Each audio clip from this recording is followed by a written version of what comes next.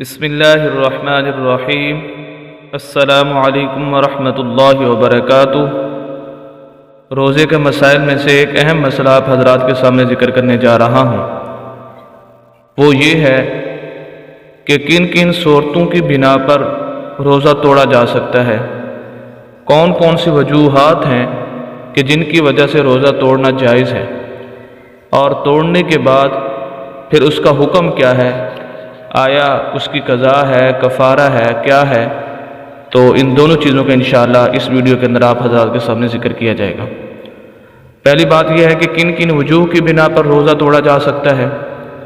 ان میں سے ایک یہ ہے کہ کوئی انسان اچانک بیمار ہو جاتا ہے، روزے دار تھا اور وہ اچانک بیمار ہو گیا اور بیماری کے بڑھنے کا خطرہ ہے، اگر وہ روزہ نہیں توڑتا تو اس کو ڈر ہے کہ میری بیماری بڑھ جائے گی اور جان کو بھی نقصان ہو سکتا ہے، تو اس وجہ سے اس کے لیے روزہ توڑنا جائز ہے۔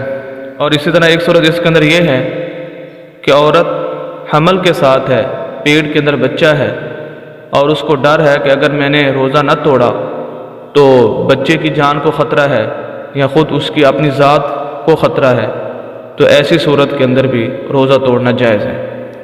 تو یہ دو صورتیں ایسی ہیں کہ بیماری کے بڑھ جانے کا خطرہ ہے کہ جس کی وجہ سے جان کو خطرہ پڑ جاتا ہے، تو اس صورت کے اندر روزہ توڑا جا سکتا ہے۔